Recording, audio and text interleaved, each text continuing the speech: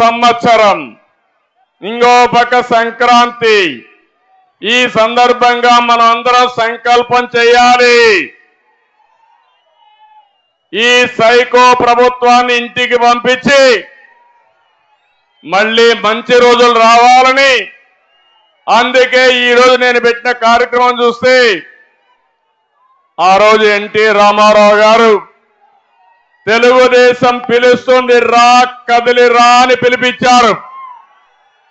అది ఒక ప్రభంజనం అయింది, ఒక ఉద్యమ స్ఫూర్తితో ఇచ్చారు. అప్పుడు పార్టీ లేకపోయినా ఆ పార్టీకి సారథులు ప్రజలే సాన్నిధ్యం నుంచి గెలిపించే పరిస్థితికి వచ్చారు. ఈ రోజు నేను మీ అందరి సహకారం అడుగుతున్నాను. ఈ రాష్ట్రాన్ని కాపాడుకోవడానికి రా కదలి రా, ఇది మీ అందరి బాధ్యత. మేం వేదిక పైనుండే వ్యక్తులమే కాదు, నేను పవన్ కళ్యాణ్ గారే కాదు, ఇది మనందరి సమిష్టి బాధ్యత. అవునా కాదా అని మిమ్మల్ని అడుగుతున్నా. సమిష్టి బాధ్యత అయితే రాష్ట్రాన్ని కాపాడుకుంటామని గట్టిగా చప్పట్లు కొట్టి హర్షాన్ని ఆమోదాన్ని తెలియజేయాలి. ఈ రోజు మనందరం చేసే సంకల్పం తెలుగు జాతి ప్రపంచంలో నెంబర్ 1 గా తయారు కావాలి. అది చేసుకునే సత్తా మనకుంది, తెలివితేటలున్నాయి. కానీ ఈరోజు మన రాష్ట్రంలో మాత్రం ప్రజాస్వామ్యం కూడా లేకుండా ఏదైతే బ్రహ్మాండంగా చైతన్యంతో పోయే తెలుగు జాతి భయపడే పరిస్థితికి వచ్చిందంటే ఈ యొక్క రాక్షస ప్రభుత్వాన్ని ఇంటికి పంపించి మళ్ళీ తెలుగు జాతికి పూర్వ వైభవం తెచ్చుకునే బాధ్యత మనందరిదని చెప్పి నేను మీకు తెలియజేస్తున్నా. నేను ఈ కార్యక్రమాన్ని ఎక్కడ ప్రారంభించానంటే ప్రకాశం జిల్లాలో ప్రారంభించాను. పౌరుషాల గడ్డ ప్రకాశం జిల్లా, అవునా కాదా? బ్రిటిష్ వాళ్ళకి ప్రకాశం పంతులు చొక్కా విప్పి కాలసారా కాలవండిని గుండె చూపించిన బ్రహ్మాండమైన నాయకుడు పుట్టిన గడ్డ పుణ్యభూమి ఈ ప్రకాశం జిల్లా. ఏ తమ్ముళ్ళు ధైర్యం ఉందా లేదా? కేసులకు భయపడతారా మీరు?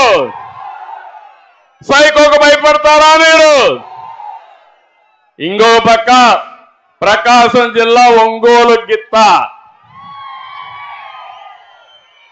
ఒంగోలు బుల్ అయితే మన దేశంలో కొంతవరకు పాపులారిటీ రాలేదు. కానీ ఈరోజు మీరు చూస్తే బ్రెజిల్లో ఒంగోలు గిత్త బ్రహ్మాండంగా పరిగెత్తా ఉంది తమ్ముళ్ళు, అది వాస్తవం. నేను 2002 మన నేషనల్ గేమ్స్ పెట్టాం. ఆ రోజు ఒంగోలు గిత్తని నాస్కెట్ కింద వీరా అని పేరు పెట్టి ప్రమోట్ చేసిన పార్టీ తెలుగుదేశం పార్టీ.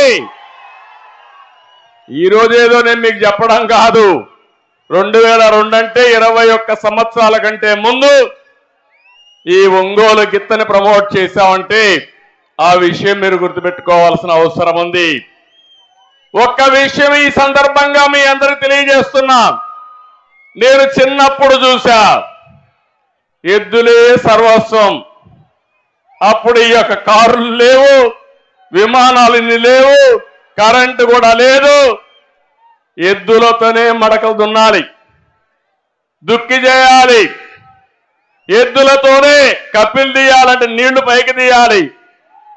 అలాంటి ఎద్దులతోనే ట్రాన్స్పోర్ట్ చేయాలి, రవాణా. ఎక్కడికి పోవాలన్నా, మార్కెట్కి పోవాలన్నా అప్పుడు ట్రాక్టర్లు కూడా లేవు. ఆ ఎద్దులతోనే, ఎడ్ల బండ్లోనే ఎక్కడన్నా మనం ప్రయాణం చేయాలన్నా, పొంగళ్ళు పెట్టాలన్నా ఎడ్ల బండ్లే ఆధారం.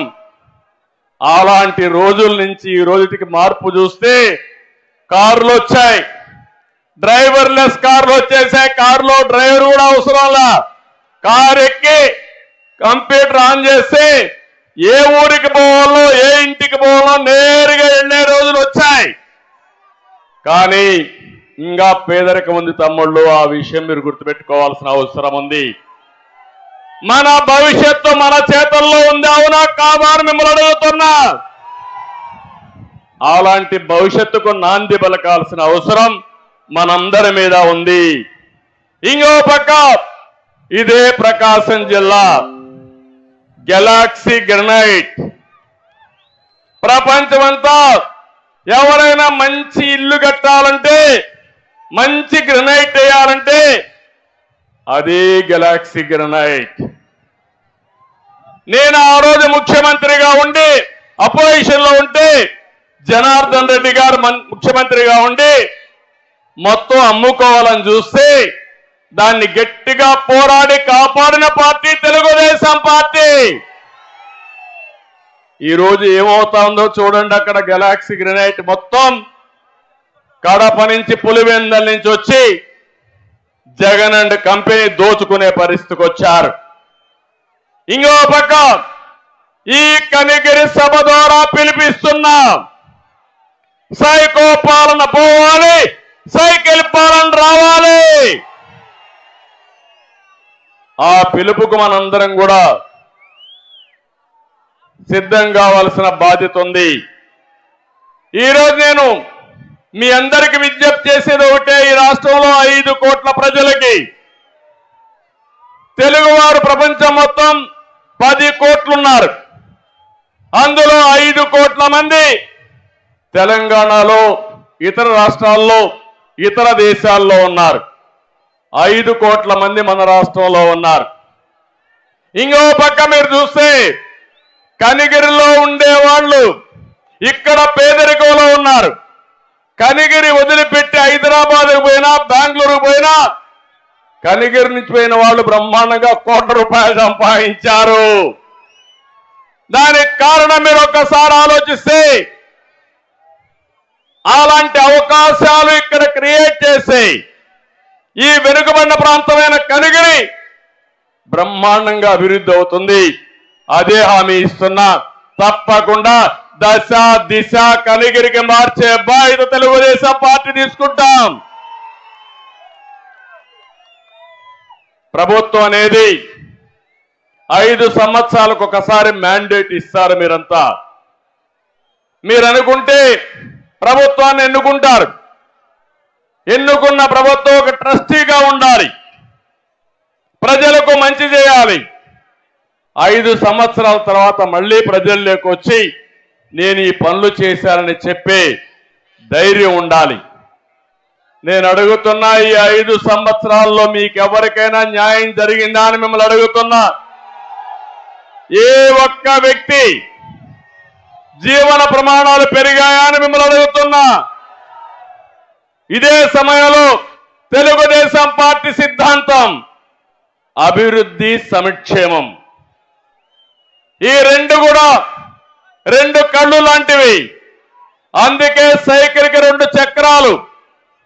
ఎప్పుడు కూడా మీరు ఒకసారి గుర్తుపెట్టుకోవాలి, ఈ దేశంలో సంక్షేమ కార్యక్రమాలకు నాంది పలికిన party Telugu Desam party. NT Rama Rao గారు మొట్టమొదటిసారి వచ్చినప్పుడు మన నాయకుడు ₹2 కేజీ బియ్యం దేశంలోనే మొట్టమొదటిసారిగా ప్రవేశపెట్టిన వ్యక్తి ఎన్టీఆర్.